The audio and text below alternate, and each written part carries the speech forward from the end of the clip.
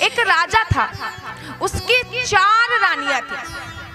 पहली रानी जिसको राजा बहुत प्यार करता था, बगैर ये जाने कि वो रानी राजा को प्यार करती है या नहीं करती, राजा उस रानी से अत्यधिक प्यार करता था। कहीं भी जाता था उसको अपने साथ लेके जाता था। राजा की दूसरी रानी जो बहुत सुंदर थी, राजा सोचता था इतनी सुंदर है, किसी की दृष्टि इस पर नहीं पड़नी चाहिए, कोई इसको मेरे से छीन के ना ले जाए। राजा की तीसरी रानी जो राजा का सारा कारोबार संभालती थी, सारा कारोबार, किस सैनिक को कितना वेतन देना है, क्या खाना बनना है, किसमें कहाँ पे खर्च होगा, सारा कारोबार। और राजा की चौथी रानी जो एक कोने में पड़ी रहती थी, उसको कोई नहीं पूछता था, महाराज कोई भी नहीं। राजा एक दिन बड़ा बीमार पड़ गया। राजा ने अपनी पहली रानी को बुलाया, जिसको वो बहुत प्यार करता था, कि रानी, हे रानी, अब मेरा जिंदगी का अंतिम समय चल रहा है, रानी क्या तुम मेरे साथ जाओगी? अब मैं मरण अवस्था में हूँ और मैं भगवान के पास जा रहा हूँ, मैंने पूरी जिंदगी तुमसे बहुत प्यार किया है और अब मेरा अंतिम समय चल रहा है, रानी क्या तुम मेरे साथ जाओगी? रानी ने बोला, महाराज तुमने पूरी जिंदगी मेरे से प्यार किया है, मुझसे पूछा कि मैंने तुमसे किया है या नहीं किया, तुम आराम से मर जाओ, मैं नहीं जाने वाली तुम्हारे साथ। राजा को बड़ा दुख हुआ। राजा ने दूसरी रानी को बुलाया, भाई जिसको मैं छुपा के रखता था, दूसरी रानी को बुलाया, रानी मेरा अंतिम समय चल रहा है, क्या तुम मेरे साथ जाओगी?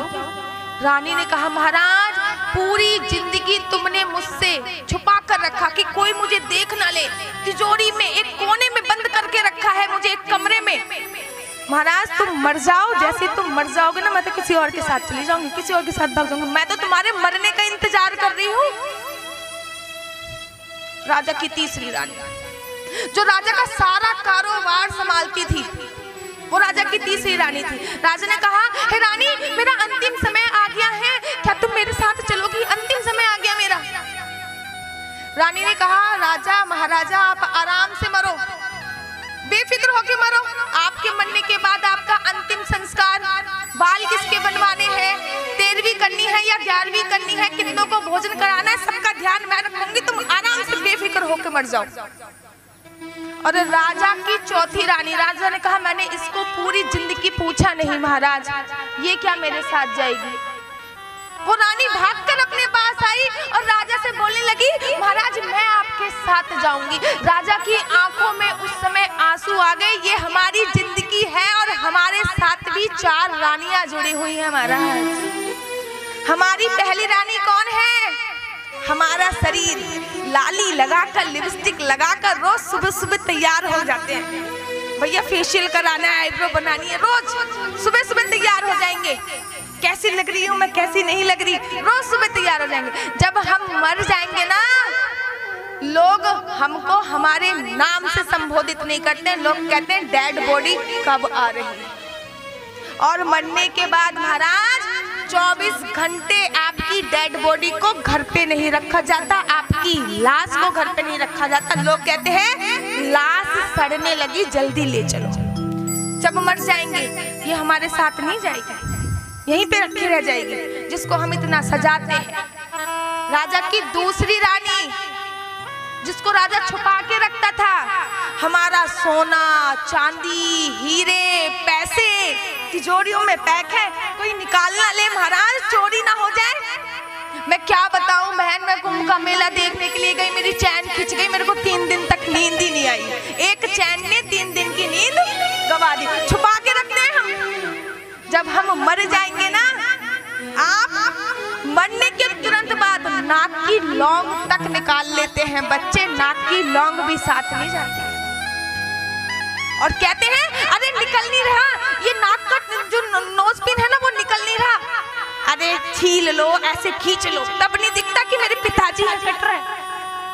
राजा की जो तीसरी रानी थी, जो उसका सारा कारोबार संभालती थी, वो है हमारे रिश्तेदार, हमारे नाते, लोग क्या कहेंगे सबसे बड़ा रोग।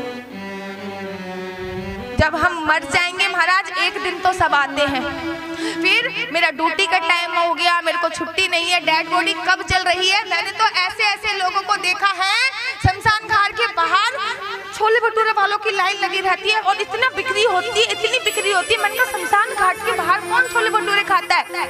पूछा मैंने छोले भटूरे वाले से, मेरे मन में जिज्ञासा थी कि भैया शमशान घाट के बाहर क्यों लगा रखा है, कौन खाता है?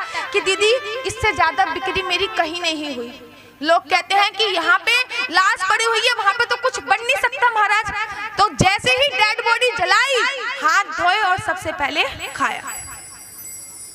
तो जो हमारे रिश्तेदार हैं, जो सगे संबंधी हैं, महाराज 3 दिन रह लेंगे, 4 दिन रह लेंगे, 13वीं तक रह लेंगे, 11वीं तक रह लेंगे। उसके बाद एक फोटो लगा दी जाएगी और फोटो पर हार लगा दिया जाएगा और हार फोटो पे भी धूल जम रही होगी, कोई याद नहीं करने वाला। साल में एक बार याद कर लिया जाएगा। और राजा की चौथी रानी कौन है? राजा की चौथी रानी है हमारे अच्छे कर्म, जो हमने याद कर लिए, जो हमने पुण्य का काम कर लिया, जो हमने भगवान की भक्ति कर ली। लोग कहते हैं कि अच्छा व्यक्ति था चला गया, उसके कर्मों के हिसाब से आपको याद किया जाता है कि आपने क्या कर्म करे। दारू पीने वाला कोई चला जाए, लोग कहते हैं शराबी था मर गया, ठीक है धरती का बोझ खत्म हुआ। और कोई भक्त चला जाए, लोग कहते बड़ी पूजा पाठ करता था महाराज, इसके साथ रह के तो मैंने भी पूजा पाठ करनी सीखी थी, बड़ी पूजा पाठ करता था, बहुत अच्छा व्यक्ति था। तो आपको भगवान की भक्ति करनी है और निष्काम भक्ति करनी है, कामना रहित भक्ति करनी है, जिसमें किसी भी प्रकार की कोई कामना ना हो कि भगवान मैं 1.25 मन के लड़ुआ चढ़ाऊंगी, मेरा बेटा इंटर में पास हो जाए। अरे जो तुमको दे रहा है तुम उनको 1.25 मन के लड्डू से क्या खुश कर रही हो?